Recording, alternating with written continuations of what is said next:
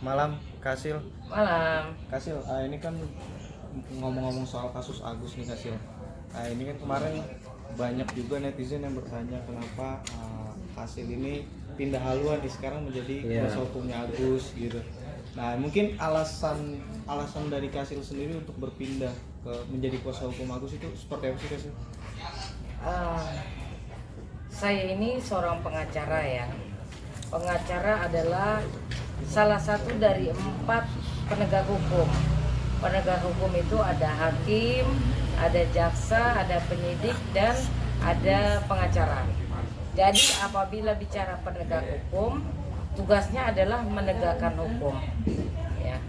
Dan waktu itu saya menjadi pengacaranya Novi, bukan pengacara yayasan. Itu harus digarisbawahi dulu ya. Dan kemudian saya keluar karena sudah tidak sesuai dengan hati nurani saya, dimana ketika saya memberikan pandangan hukum saya, tinjauan hukum yuridis saya kepada kepada Novi dan Gary, tapi dikatakan sudah terlambat dan viral, yang pada akhirnya tidak sesuai dengan hati nurani saya keluar. Kameranya sih. Kameranya sih. Yang kedua adalah saya diajak menjadi PH donatur.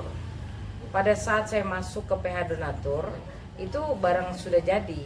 Artinya sudah ada gugatan, sudah ada LP ke polisi, dan isinya juga tentang, ini biar saya luruskan ya. Gugatan yang dilayangkan oleh PH donatur adalah tentang 138 juta, bukan tentang 1,3 miliar. Dan LP yang dilakukan oleh PH donatur adalah tentang 138 juta, bukan tentang 1,3 miliar, agar diluruskan. Tapi berjalannya waktu, saya keluar dari PH donatur karena saya hanya merasa saya tidak menjadi bagian dari pembuat gugatan dan pembuat LP, sehingga saya kalau bicara kerja setengah-setengah saya nggak bisa, akhirnya saya keluar. Dan setelah saya melakukan sebuah kajian ilmiah, saya mendapati bahwa hal ini kenapa terlalu dipanjangkan.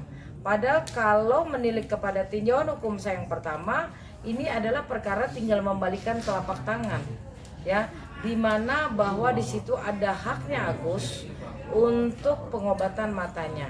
Tapi ternyata ada beberapa oknum yang hanya ingin kasus ini viral sehingga mengorbankan netizen yang tidak bersalah diadu, ya. Akhirnya ada yang membuli, ada yang menghinakan, ada yang memfitnah dan sebagainya.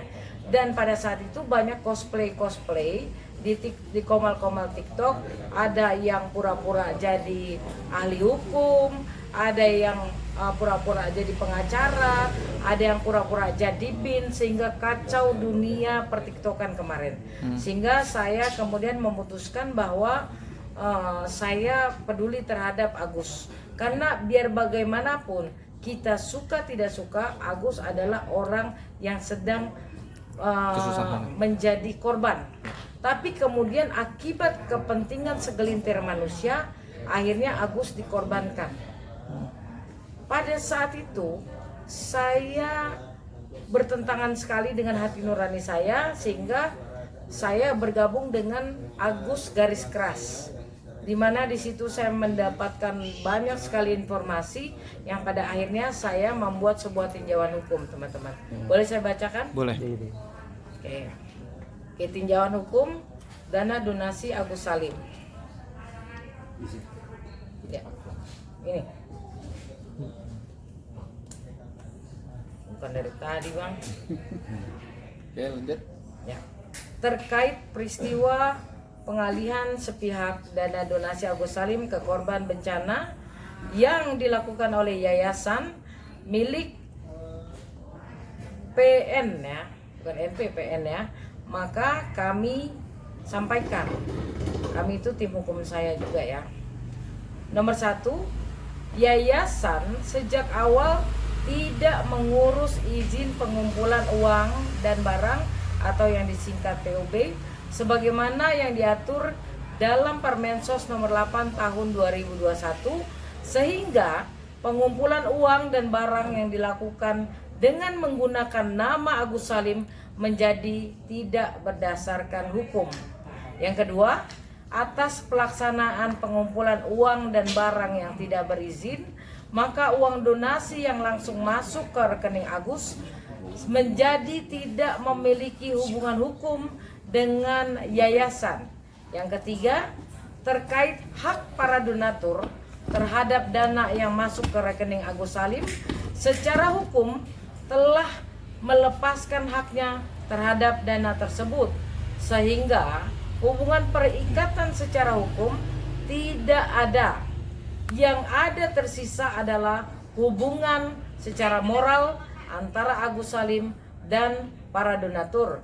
Yang keempat, terkait pihak-pihak perwakilan donatur yang keberatan, hal itu tidak mengikat ke donatur secara keseluruhan, sebab tidak ada paguyuban atau perkumpulan donatur Agus Salim yang membentuk organisasi atau perkumpulan yang berbadan hukum, sehingga tindakan yang mengatasnamakan perwakilan donatur tidak mengikat secara hukum. Mengenai status hukum, ini nomor 5 ya. Mengenai status hukum, uang yang dipindahkan dari rekening Agus Salim ke rekening yayasan yang dilakukan secara manipulatif, kemudian penggunaannya dialihkan secara sepihak ke korban bencana, maka bisa dijerat dengan pasal-pasal. Pasal yang pertama adalah pasal 372 KUHP tentang penggelapan. Mengingat uang dari rekening Agus Salim yang dialihkan ke rekening yayasan bukanlah milik yayasan, melainkan itu masih mengikat secara hukum terkait penggunaan uang untuk pengobatan mata Agus. Ketika nomenklatur penggunaan dana donasi itu hendak digunakan untuk kepentingan lain, maka perlu persetujuan pihak Agus Salim, Kementerian Sosial, dan penetapan putusan pengadilan. Nomor 2. Pasal 378 KUHP tentang penipuan. Karena dalam hal ini pengurus yayasan menggunakan martabat palsu, seolah-olah yayasan dalam kegiatan pengumpulan uang dan barang yang memiliki izin pengumpulan uang dan barang, sementara faktanya tidak demikian. Kemudian dengan dalih pertanggungjawaban pengumpulan uang dan barang, meminta Agus Salim untuk memindah bukukan dana donasi dari rekening Agus Salim ke rekening Yayasan Rumah Peduli Kemanusiaan. Yang ketiga, Undang-Undang Nomor 8 Tahun 2016 tentang penyandang disabilitas pasal 144 yang berbunyi, setiap orang yang melakukan tindakan yang berdampak kepada bertambah, berkurang, dan hilangnya hak kepemilikan penyandang disabilitas tanpa mendapat penetapan dari pengadilan negeri sebagaimana dimaksud dalam pasal 142 dipidana dengan pidana penjara paling lama 5 tahun dan denda paling banyak 500 juta rupiah.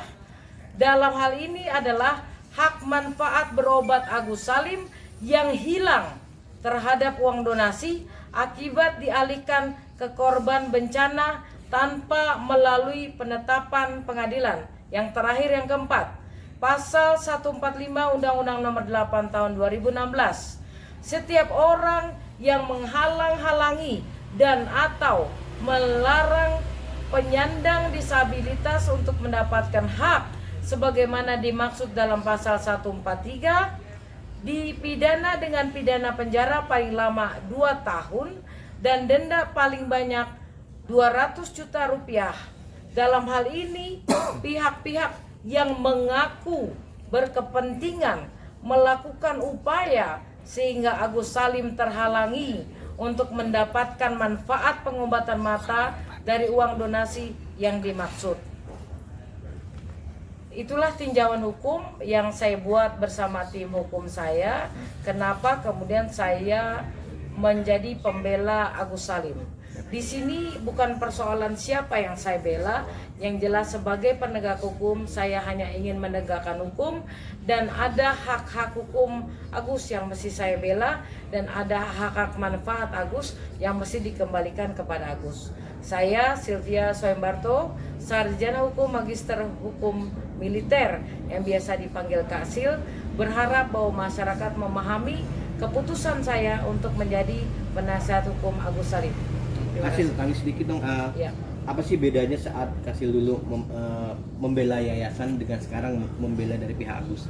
Apa deh perbedaannya mungkin ya? Ya, saya luruskan, pada saat itu saya tidak membela yayasan.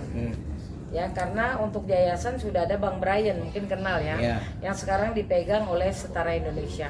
Pada saat itu surat kuasa saya hanyalah tentang membela Novi.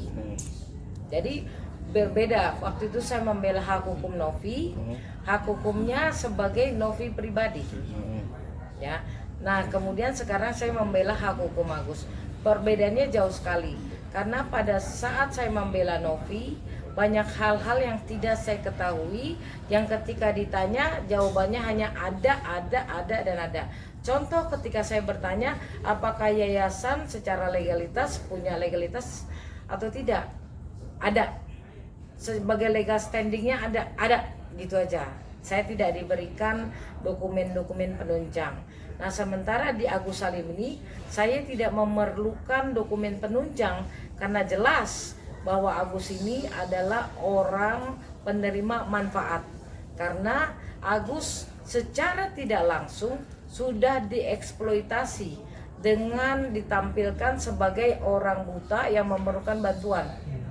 Dan untuk Densu atau Denny Sumargo sendiri, ya beliau adalah orang baik.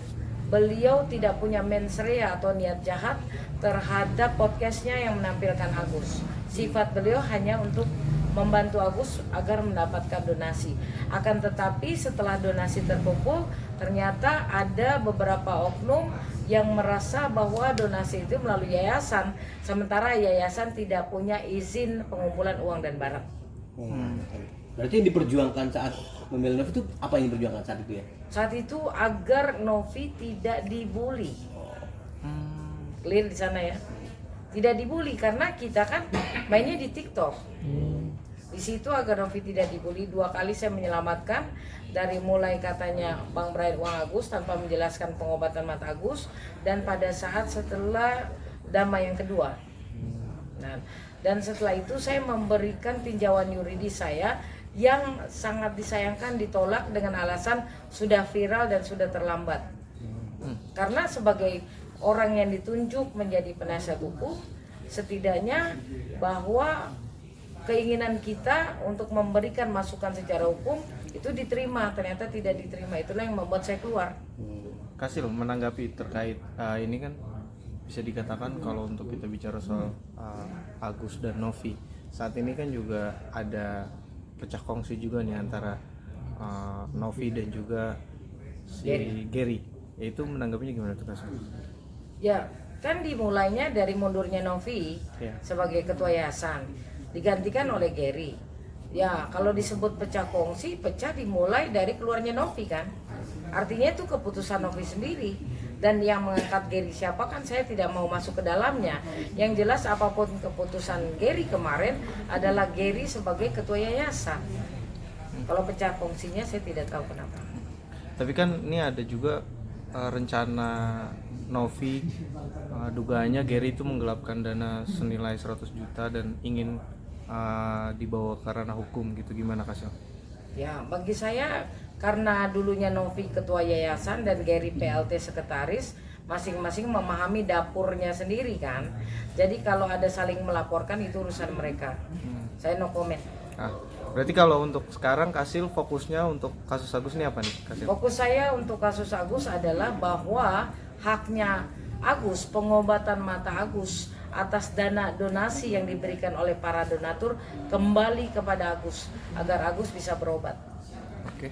Kasil, sangat disayangkan Kasil kan ini kan duit sudah mengalir ke NTT sendiri kan, tapi kan proses kemarin kan ada gugatan dari donatur sendiri kan, dan juga kemarin mencabut karena merasa uangnya sudah masuk ke sana. Secara sisi melihatnya itu salah nggak sih Pak Sil? Untuk dalam arti kan ada gugatan atau udah dialihkan ke sana, gimana Pak? Ya sesuai dengan pernyataan saya di awal bahwa gugatan yang dimaksud bukan uang 1,3 miliar loh.